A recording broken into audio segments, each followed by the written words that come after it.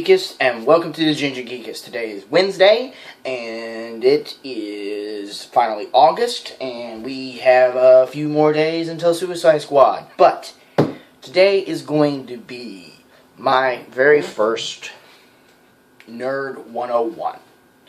Now, I am going off the fly because I know most about this. And I don't know the full lore, but Nerd 101 for me is going to be basically putting it in a nutshell for all you. Now, if you know everything about this, then just don't watch this video. Now, if you don't know anything about this and you want to know anything about this, then you may continue watching this video.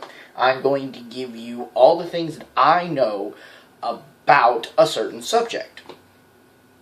Now, today we're going to talk about Spider-Man. I've done a fun, weird facts video about him, and everybody knows that he is my #1 character from Marvel. So, since Spider-Man Homecoming is getting all the hype in the world right now, not as much as Thor Ragnarok, but that's just to be expected because, yeah. But anyways, we're going to talk about everything that you need to know about Spider-Man. We will start with basically the blunt point, and we will try to go up to all that I know. Now, I know most of it, not all the full details, and things are still coming out all the time. Now, we're going to be talking about Earth 616 Peter Parker. Alright? No Ultimate, all that other stuff. That's for another thing and another time, all the way. Now, how the 616 Peter Parker comes to be is he is a lowly student at a high school in New York City, being raised by his aunt and Uncle Ben because his parents were mysteriously gone. Basically killed. He was left orphaned and his aunt and uncle raised him. Once he gets into high school, they go on a science trip and he is bit by a radioactive spider. Now, the radioactive spider basically transfers the proportional strength, speed, and agility, and spider sense, and all this other stuff into Peter, who is 16 at the time. He basically takes upon himself to try and be a rich, successful TV star, getting an outfit and everything like that. This goes into the legend that basically Uncle Ben gets gunned down by a thug, and that turns Peter into what he needs to be. With great power comes great responsibility. Peter takes it upon himself to become a vigilante, fighting for the lower man and the middleman of New York City. Now, after this, Peter Parker, after being introduced in Amazing Fantasy, would be completely put into the Fantastic Four, jump-starting him into the big Marvel Universe. He never joined the Fantastic Four, but he met them. This would start the long friendship in the comic books with Johnny Storm, and that is a pretty good long friendship, and it's still being used to this day. Now, after this, Peter had tons of adventures fighting low characters like Shocker, Mysterio, Scorpion, Kraven the Hunter, and all these other characters, and Chameleon, and all of these characters, meeting many heroes along the way also. But it wasn't until Peter all of a sudden started getting into college that things started going a little different. He moved in with his college roommate, Harry, and Harry had Harry Osborn, and his dad was Norman Osborn. At that point in time, Norman was not the Green Goblin yet, but he would become one. And then found out that Norman was the Green Goblin. Peter and him were having serious amounts of fights. But it wasn't like it is in the movie, where basically it seems like they're the only villains. There were still other villains going on, and Peter was still fighting criminals. Now, basically this in a nutshell is, Green Goblin figures out that Peter Parker is Spider-Man, and he makes his life a living hell.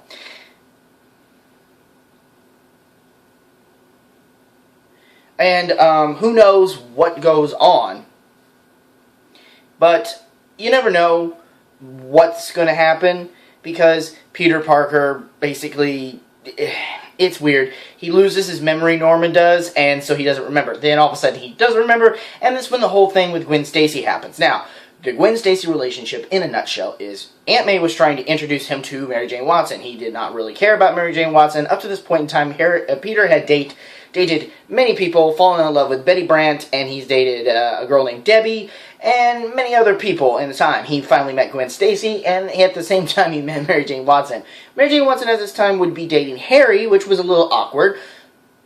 Yeah, keep in mind, at this point in time, no one thought that Mary Jane Watson was going to last. Now, Peter then became infatuated with Gwen Stacy.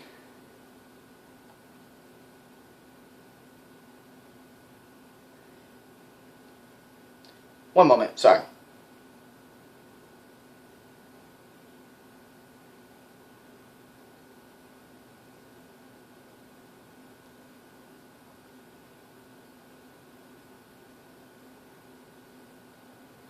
Okay, sorry.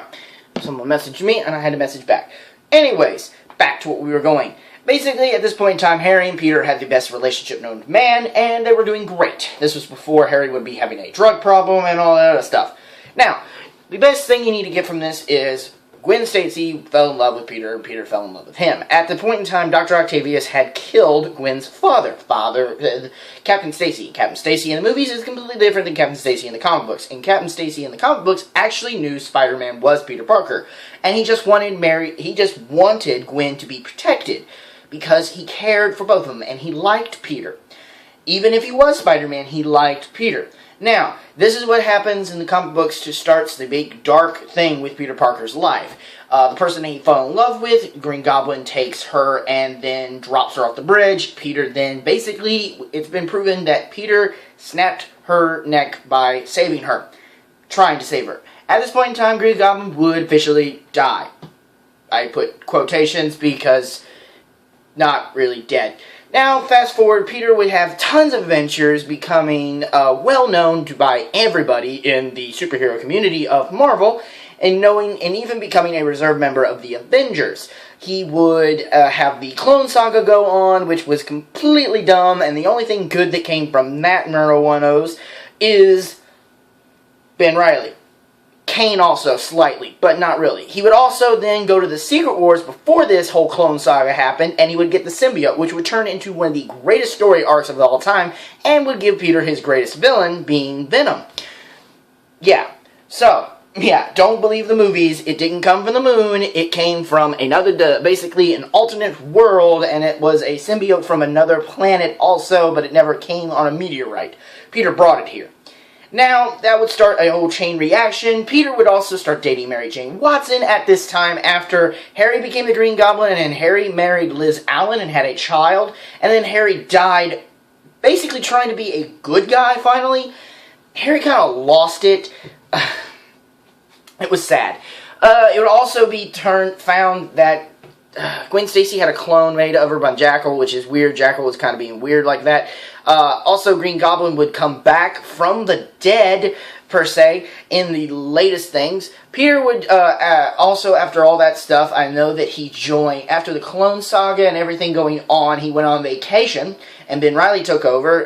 Ben Reilly then gave up, and then Peter came back into the fold, saying that he was going to be the real one. All this stuff started happening, and Ben Reilly was then killed, turning into dust.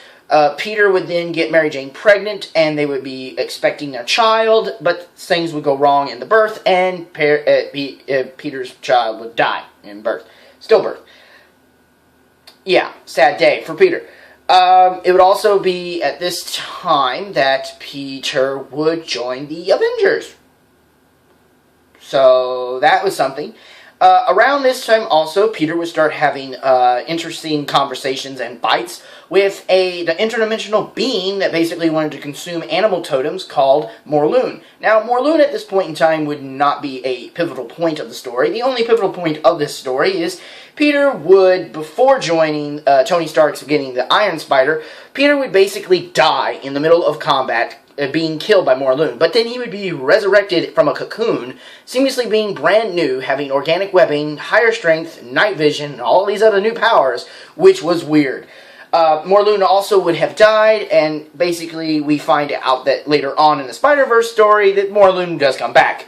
Now, Peter Parker's life in a nutshell, number ones that you need to know about Peter Parker is, with great power comes great responsibility. He joins the Avengers, basically fighting bigger fights. And now in the comic books, Peter is at the top of his game. He is no longer the low-level photographer of the Daily Bugle. He owns Parker Industries, and he is basically the brand new Tony Stark. He has no allegiance, he is friends with everybody, but he is his own man. He is still Spider-Man, and they have brought many other people to be other Spider-Man because he is trying to make it an effective brand. Basically, Peter Parker in a nutshell is his life has been a series of roller coasters and ups and downs. Now, This was the first Nerd 101. If you would like to know more about a certain character or hero from comic books, video games, or anything in between, even literature, please leave a comment down below. Now, keep in mind this was a short, abrupt video that I'm trying to do real quick because I wasn't able to figure out anything. Now, the next ones will probably be much better, and I will be able to do more research. The only reason why I did Spider-Man is because I know most about what's gone on in his career. Now, that was that video night, guys. I will see you all tomorrow in my next videos. This is Ginger Geek saying, if you like it, click it.